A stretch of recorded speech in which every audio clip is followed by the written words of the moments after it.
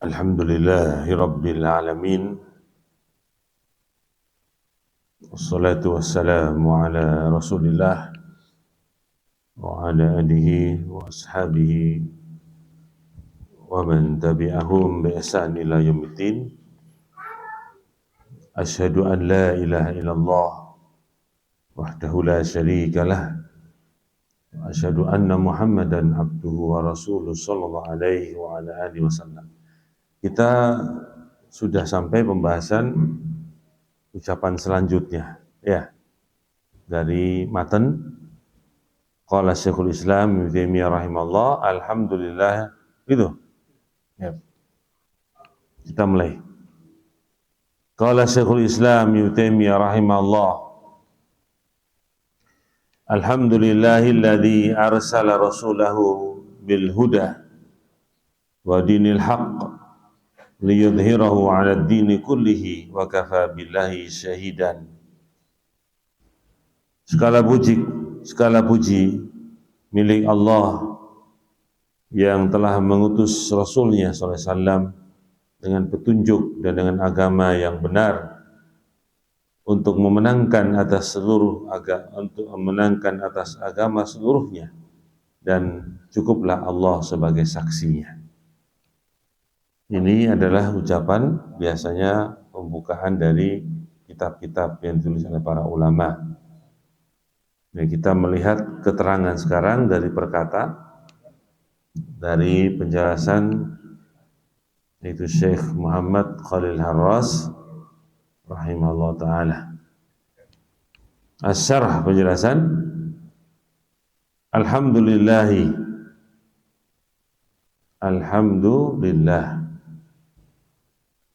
Ruya ani Nabi sallam, diriwayatkan dari An-Nabi SAW, anahu qala, bahwasanya Nabi bersabda, kullu kalam la yubda'u fihi bi Muhammadin bihamdillah wassalati alayya fahuwal aqta abtar mamhuqul barakah wa warada misudalik fil basmalah. Diriwayatkan dari Rasulullah bahwasanya setiap kalam yang tidak dimulai padanya dengan ucapan alhamdulillah dan bersalawat atasku, atas Nabi, maka dia itu terputus. Kok bermakna terputus. Abtar juga bermakna terputus. Mamhukul barakah, dihapus keberkahan. Dan meriwayatkan semisal demikian itu juga dalam basmalah, ucapan Bismillahirrahmanirrahim. Itu maksudnya setiap kalam yang tidak dimulai dengan Bismillahirrahmanirrahim itu aqta wa abtar, terputus dan dihilangkan keberkahannya. Ya, ini diantara hadis yang disebutkan di sini. Tapi hadis ini ma'ruf, ya, disebutkan dalam beberapa ta'liq, hadis yang dhaif, secara marfu' dhaif, tapi kita tidak menggunakan hadis ini sebagai suatu amalan, tetapi mencontoh Rasulullah SAW dalam menulis surat dan seterusnya dengan mengucapkan apa? Bismillahirrahmanirrahim, kemudian alhamdulillah. Ini banyak dari kisah datang dari Rasulullah SAW.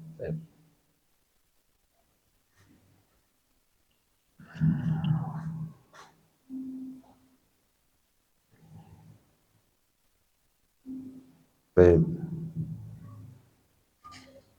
Kemudian walihada jama'a al-muallif bainahuma, oleh sebab ini penulis di sini mengumpulkan dua ucapan ini, dua kalimat ini, yaitu Bismillahirrahmanirrahim, kemudian alhamdulillah. Amalan bi riwayatain, sebagai bentuk amalan kepada dua riwayat. Wala ta'arudha bainahuma, dan tidak ada pertentangan di antara dua riwayat ini. Fa innal ibtida'a qisman, karena yang disebut dengan ibtida', memulai, itu ada dua jenis ibtida'. Yang pertama hakikiyun, ibtida secara hakiki. Dan yang berikutnya ibtida wa idhafiyun. Itu idhafiyun dengan penyandaran. Apa maksudnya? Kita lihat sedikit. Al-hakiki wa huwa alladhi lam yasbaq atau lam yasbaq bi syai'in al-battah. Itu tidak diawali dengan sedikit pun. Itu namanya hakiki. Memulai yang awalnya memang dengan hakikinya. Tidak diawali dengan sesuatu apapun. Adapun wa ammal idhafi huwa al-awwal binisbati lima ba'dahu. Itu pertama yang disandarkan kepada apa yang setelahnya. Paham ini maksudnya? Jadi kalau dia dinisbahkan kepada yang setelahnya, dia itu awal. Padahal dia belum tentu awal. Kalau dinisbahkan kepada sebelumnya. Kalau dinisbahkan pada setelahnya, dia itu awal. Itu namanya idhafi. Kalau hakiki, memang tidak ada yang mendahulunya dari sesuatu. Paham ini? Misalnya disebut dengan Bismillahirrahmanirrahim. Sebelumnya tidak ada penyebutan sama sekali. Maka ini hakiki memulainya. Ya, adapun idhafi artinya dibandingkan dengan apa yang setelahnya. Maka dia disebut dengan memulai. Itu diantara maknanya. Maduhu hamdan wa muhammadan wa mahmadatan. Aku memuji seorang, aku memujinya dengan pujian. Itu bentuk masdarnya banyak. Fahuwa mahmudun wa hamidun. Yaitu maksudnya dia itu dipuji dan terpuji. Wa yuqal hammadallahu bitasdid. Dikatakan dengan hammadallah. Ya. Dengan bentuk tasdid. Asna alaihi al-marrah ba'dal ukhra. Maksudnya adalah menyanjung atasnya sekali kemudian setelahnya lagi. Itu namanya sekali kemudian setelahnya lagi memujinya. Wa qala alhamdulillah. Dan ucapan alhamdulillah itu ucapan yang dimasukkan dari ucapan hamadallah, itu alhamdulillah diucapkan setelah sekali kemudian sekali lagi. Itu alhamdulillah. Alhamdu huwa as-sana'u. Alhamdu itu kita sekarang mulai berbicara tentang ucapan alhamdu. Huwa as-sana' bil lisan ala jamilil ikhtiyari. Itu pujian dengan lisan, itu namanya alhamdu. Atas al-jamil ikhtiyari. Apa itu jamil ikhtiyari? Disebutkan itu wa huwa ma la yastati al-abdu an ayaktasibahu. Ya. Jamil al-ikhtiyari, yaitu al-jamil di sini adalah seorang hamba tidak mampu untuk mengusahakannya. Seperti katulil qamah wa sabaha al-wajh. Misalnya mau memperpanjang daripada anggota badannya atau memperbagus wajahnya dengan hal-hal yang bersifat permanen. Tidak mampu dia. Kemudian ikhtiyari wa huwa ma yastati al-abdu ayaktasibahu. Seorang hamba itu mampu untuk mengusahakannya seperti mislus suja'ah atau saja'ah, pemberani misalnya, wal badla was sakha, memberikan dan dermawan. Itu bisa diusahakan. Itu makna itu alal jamili al ikhtiyari. Ya. Nikmatan kana au ghairaha. Nikmat atau bukan nikmat. Yuqalu hamidtu rajula ala in'amihi. Dikatakan dalam bentuk bahasa Arab, ada orang mengatakan aku memuji seorang atas nikmat-nikmatnya. Wa hamidtuhu ala saja'atihi, dan aku memujinya atas keberaniannya. Ini diantara ucapan penggunaan dari alhamdu. Ya. Kemudian kita berpindah. Wa amma syukru, nah ini perbedaan dengan syukur ada. Pertama, alhamdulillah itu ucapan dengan lisan saja. Seperti dia memuji orang, memuji lisan toh. Sekarang asyukru. Wa amma syukru Itu fa'ala ni'mah khassah, itu atas nikmat yang khusus. Wa yakunu bil qalbi wal lisan wal jawarih, terjadinya syukur itu dengan hati menetapkan bahwa itu adalah nikmat dari Allah, kemudian wal lisan ucapan mengatakan syukur, ya, wal jawarih yaitu dengan mengamalkan nikmat itu dengan anggota badan. Itu namanya syukur. Berarti syukur lebih luas daripada sekedar alhamdu, ucapan alhamdu. Alhamdulillah wa syukurillah. Ya, syukur. Qala syair, berkata syair dalam menggunakan kata syukur ini, afadatkumul an-nu'ama atau an-na'ma minni thalathah, yadi wa lisani wa dhamira wal muhajjaba.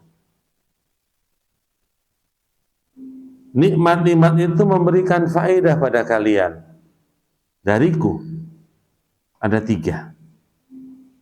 Tangan, lisanku, tanganku, lisanku, ini bagian dari al-jawarih, anggota badan. Wal-dhamir wal muhajjabah, yaitu maksudnya dhamir dan al-muhajjabah itu amalan hati, al-qalb. Ini dalam bait syair, ya.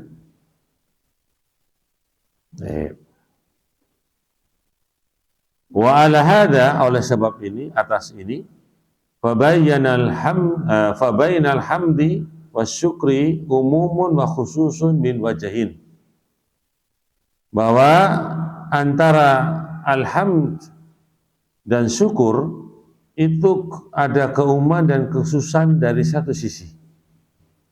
Yajtami'ani fis sana bilisan ala ni'mah. Berkumpul kedua ini, alhamdu dan syukur ini, itu pada pujian dengan lisan atas nikmat. Sama, ada pada syukur, ada juga pada alhamdu. Wa yanfaridu alhamdu fis sana bil lisan ala ma laisa bi ni'matin minal jamil al-ikhtiyari. Dan alhamdu bersendirian di dalam hal memuji dengan lisan atas apa yang bukan dengan kenikmatan dari al-jamili al-ikhtiyari, yaitu makna yang tadi. Wa yanfaridu asyukru bis-sana bil qalbi, dan asyukur itu bersendirian, tidak sama dengan alhamdu di dalam memuji dengan hati, karena alhamdu itu tidak dipuji dalam hati, hanya dengan lisan. Wal jawarih, juga dengan al jawarih, anggota badan, ala khususi ni'mah, atas khusus kepada nikmat-nikmat. Nikmat itu, syukur itu karena berkaitan dengan apa? Nikmat yang khusus. Makanya kalau dalam pembahasan sujud syukur itu kepada nikmat-nikmat yang baru, nikmat-nikmat yang didapatkan yang baru. Jadi dia sujud syukur misalnya karena mendapatkan nikmat yang baru. Adapun nikmat banyak. Nikmat itu tidak mesti nikmat yang baru datang, nikmat yang dahulu pun banyak, tapi bukan maksudnya orang sujud syukur itu untuk itu, tapi untuk mendapatkan nikmat-nikmat yang baru didapatkan. Maka dia bersujud, dia sujud syukur. Itu maksud daripada sujud syukur. Nah, di sini syukur itu ada 3 rukun, Mas. Kita sebutkan secara kesimpulan, ada 3 rukun. Rukun yang pertama, iqraruhu bil qalb, menetapkan nikmat itu, ya, datang dari Allah dengan hati. Yang kedua, diucapkan dengan lisan. Dan yang ketiga, diamalkan dengan anggota badan pada perkara yang Allah cintai. Ya, ini rukun. Ditambahkan oleh para ulama, yaitu at-tahaddus bin ni'mah, menceritakan nikmat, itu tambahan. Tetapi yang keempat ini tidak dilaksanakan pada semua keadaan, karena bercerita nikmat itu kepada siapa yang kita lihat. Kadang orang itu diceritakan nikmat justru bertambah kedengkian, atau bertambah permusuhan kepada orang yang bercerita tentang nikmat. Maka dilihat juga. Jadi mengamalkan tahadus bi ni'mah, bercerita nikmat itu tidak semua keadaan. Kalau orang itu diceritai nikmat, kemudian dia tambah bersyukur dengan mendengar nikmat itu, ya ini mah perkara yang bagus, yang baik. Tapi kalau kita bercerita nikmat pada orang itu tambah mangkel, ya, tidak suka dengan cerita itu, maka tidak diceritakan karena menambah kemudaratan daripada bercerita itu. Baik. Falhamdu a'ammu muta'allaqan. Alhamdu itu lebih umum dan dikaitkan. Wa akhassu alatan wasyukru bil aks. Dan lebih khusus alatnya, itu lisan maksudnya. Jadi umum dia. Orang mengucapkan alhamdu itu umum. Bukan pada nikmat yang khusus. Nikmat yang umum. Dan juga khusus dengan menggunakan lisan. Itu alhamdulillah.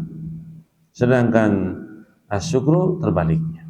Dia lebih khusus kepada nikmat dan dengan alat-alat yang disebutkan. Dengan hati, lisan, dan dengan anggota badan. Betul ya? Nah. Wa amal farqu bainal hamdi wal madhi. Sekarang kita berpindah kepada ucapan alhamdu dan al-madhu. Sama-sama pujian, tetapi ada perbedaan. Faqad qala Ibnu Qayyim rahimahullah, berkata Ibnu Qayyim semoga merahmati beliau, innal hamda ikhbarun an mahasinil mahmud ma'a hubbihi wa ta'dhimihi. Bahwa alhamdu adalah pengkabaran dari kebaikan-kebaikan yang dipuji bersamaan dengan mencintainya dan mengagungkannya. Ini ada kalimat hubbihi wa ta'dhimihi. Ini namanya alhamdulillah. Fala budda fihi min iqtirani al-iradati bil khair. Mesti padanya itu dikaitkan dengan keinginan kepada kebaikan. Itu namanya alhamdulillah. Bi khilafil al-madhi fa innahu ikhbarun mujarrad. Berbeda dengan kata al-madh. Dia hanya mengabarkan semata-mata. Mengabarkan apa? Semata-mata. Jadi kalau alhamdulillah itu mengabarkan kebaikan-kebaikan yang ada, yang dipuji bersama dengan mencintainya, mengagungkannya. Paham ini sudah?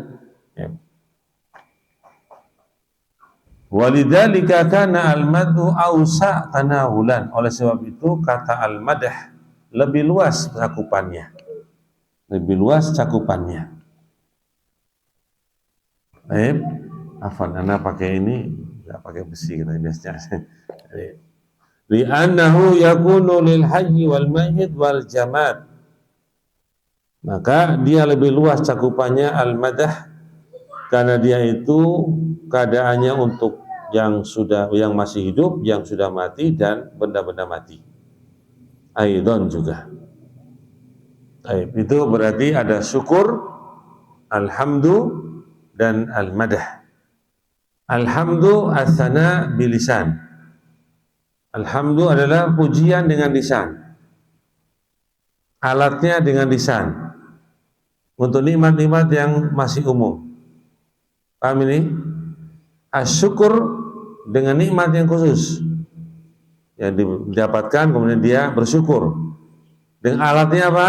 Dengan hati, dengan lisan, dan dengan anggota badan. Kemudian datang pada kita ada kalimat al-madhu, pujian juga. Berbeda dengan alhamdulillah ikhbarun, yang memberitakan dari kebaikan-kebaikan yang dipuji bersama mencintai dan mengagungkannya. Sedangkan al-madhu hanya semata-mata pengkabaran saja. Itu kesimpulan. Wa al fil hamdi lil istighraq. Berpendapat beliau rahimahullah, al yang ada pada kata alhamdu itu untuk al istighraq.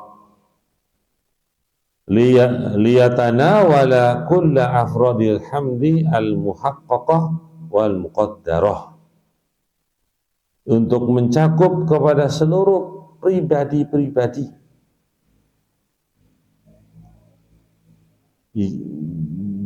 dari pujian yang bersifat al-muhaqqaqah wal muqaddarah. Kita lihat al-muhaqqaqah, ya, apa itu? Ai al-ma'rufa wal ma'lumah lana.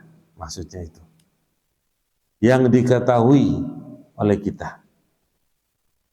Wal muqaddarah, wal muqaddarah disebutkan yaitu adalah ala haqiqati syai' duna ta'arud li syai' min afradihi.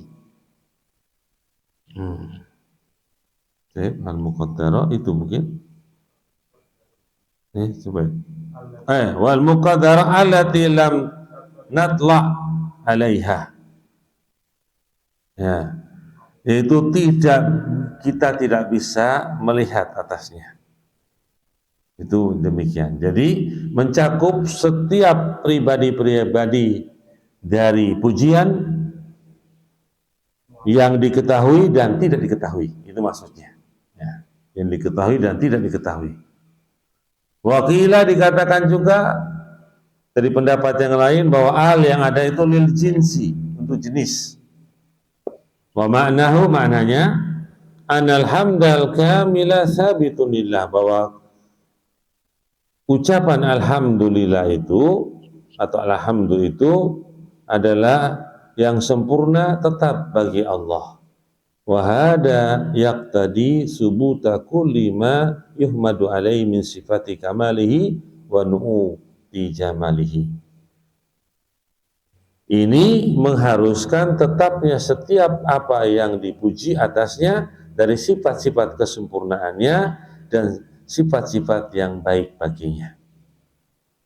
Itma adima sifatil kamal, maka di situ tidak ada, ya, ditiadakannya sifat apa? Kesempurnaan. Walaisa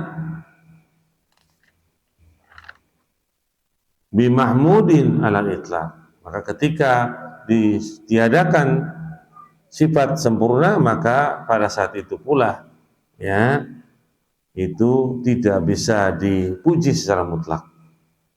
Walakin ghayatuhu ayyakuna mahmudan min kulli wajhin, akan tetapi tujuannya menjadikan yang dipuji itu dari segala sisinya, dan wa bi kulli itibarin bi jami' anwa'il hamdi, dari sisi pula dengan seluruh pengibarohan, pengungkapan dengan seluruh jenis-jenis alhamdu, illa man haza sifatil kamal jami'aha, kecuali orang yang ada, ya, sifat kesempurnaan seluruhnya. Jadi di sini, Mas, alhamdulillah berarti alhamdu, ucapan pujian ini hanya kepada Allah saja. Kepada siapa? Allah yang memiliki sifat yang sempurna dan sifat-sifat yang baik, yang bagus. Itu saja. Baik. Kemudian ar-rasul sekarang. Fil lughah, dalam bahasa ar-rasul itu huwa man bu'isa bi risalah, itu orang yang diutus dengan risalah, syariat. Yuqalu, dikatakan arsalahu bikada idza talaba ilaihi ta'diyatahu wa tablighahu, dia telah mengutusnya dengan ini apabila dia meminta kepadanya untuk membawanya, untuk menyampaikannya. Nah, itu bahasa disebut dengan rasul. Wa jam'uhu rusulun au rusulun, jamaknya itu rusulun bisukuni sin wa rusulun bidhammiha. Jadi bisa jamak dari kata ar-rasul itu apa? Ar-ruslu atau ar-rusulu atau rusulun, rusulun, ya. Wa fi lisani syara', dalam istilah lisan bahasa syara', syariat, insanun dzakarun hurrun, seorang laki-laki yang merdeka. Uhiya ilahi bisyar'in, diwahyukan kepadanya syariat. wa umira bitablighihi, dan diperintahkan untuk menyampaikan syariat. Fa in uhiya ilaihi wa lam yu'mar bitablighi wa huwa nabiyyun. Maka jika dia diwahyukan kepadanya atau dia diwahyukan kepadanya dan tidak diperintahkan untuk menyampaikan wahyu, maka dia disebut dengan nabi. Ini pengertian dari sekian banyak pengertian tentang rasul dan nabi. Pengertian rasul dan nabi itu banyak sekali, didefinisikan oleh para ulama sesuai dengan nas-nas yang datang. Tapi yang disampaikan beliau ini yang paling umum. Jadi jangan intikot dulu, karena beliau menyampaikan ini salah satu dari definisi rasul dan nabi yang umum dipakai orang. Sedangkan definisi yang lain berbeda dengan beliau banyak juga. Nah, kita sampaikan yang beliau dulu. Kita tidak mengintikot dulu. Ya, kita mengikuti apa yang beliau sampaikan. Baik. Barakallahu fikum. Baik. Kemudian ma'asyiral muslimin, fa kullu rasulin nabiyyun wala aksa. Maka setiap rasul adalah seorang nabi. Betul? Pahami ini? Setiap rasul adalah seorang nabi. Misalnya Rasulullah SAW, rasul dan nabi. Setiap rasul pasti nabi. Dan tidak sebaliknya. Tidak semua nabi adalah rasul. Belum tentu. Kadang nabi toh. Dan nabi-nabi itu banyak, ribuan. Ya, rasul itu sedikit, sekitar ratusan saja, 300-an lebih. Waqad yakunu nabiyan ghair rasulin. Maka sungguh terkadang nabi itu bukanlah seorang rasul. Wal murad bir rasul al mudhafi ila dhamir rabbuna Muhammad SAW. Yang dimaksudkan dengan kata ar-rasul alladzi arsala rasulahu itu dengan mudhaf pada dhamir hu, itu maksudnya ada guna di sini Muhammad SAW. Jadi alladzi arsala rasulahu yang telah mengutus rasulnya. Rasulnya siapa? Muhammad bin Abdullah sallallahu alaihi wasallam. Kenapa Ustaz nggak langsung aja kok tetap begitu? Nah, ini namanya orang menerangkan dengan ilmiah. Kenapa? Alladzi arsala rasulahu bil huda. Ya, yang telah mengutus rasulnya SAW dengan petunjuk. Kenapa enggak langsung aja Ustaz? Kenapa kok ar-rasul apa-apa? Ya ini namanya pembahasan. Biar lebih kuat, kokoh kita di dalam memahami ucapan ar-rasul itu sendiri. Baik, kemudian wal huda, petunjuk. Itu bahasa gampangnya petunjuk. Tapi dijelaskan di sini. Bil lugha dalam bahasa al-bayan wa dalalah. Itu penjelasan dan keterangan. Al-bayan wa dalalah. Kama fi qouli ta'ala, semoga berfirman, wa amma samudu fahadainahum fastahabbul ama 'alal huda. Fusilat ayat 17. Dan adapun Samud, maka kami memberikan petunjuk pada mereka, maka mereka lebih mencintai kesesatan atas petunjuk. Fa innal ma'na bayyana lahum. Jadi makna huda di sini, petunjuk di sini adalah bayan, penjelasan dan keterangan. Jadi Allah SWT menerangkan kepada mereka tentang petunjuk hidayah ini. Itu namanya bayan. Kama fi qouli ta'ala, sebab berfirman, inna hadainahu sabila imma syakiran wa imma kafura. Al-Insan ayat 3. Sesungguhnya kami memberikan petunjuk kepadanya, kepadanya jalan. Ada yang bersyukur dan ada pula yang kafir. Berarti di sini petunjuk bermakna apa? Bayan, keterangan saja atau penjelasan. Itu namanya petunjuk di sini dari ayat-ayat yang ada. Karena ada yang bersyukur, ada yang tidak bersyukur. Ada yang mencintai kesesatan daripada petunjuk walaupun diberi keterangan dan penjelasan. Wal huda bihadal makna amun jaminas. Maka huda dengan makna menjelaskan dan menerangkan atau keterangan itu makna ini untuk umum kepada seluruh manusia. Walihada yusafu bil Quran. Oleh sebab ini al-huda di sini yang bermakna penjelasan dan keterangan ini disifatkan kepada Al-Quran. Al-Quran disifatkan dengan petunjuk. Petunjuk bermakna penjelasan. Kama fi qouli ta'ala berfirman, "Inna hadal Qur'ana yahdi lillati hiya aqwam." Ayat ke-9 dari surat Al-Isra. Sesungguhnya Al-Quran ini memberikan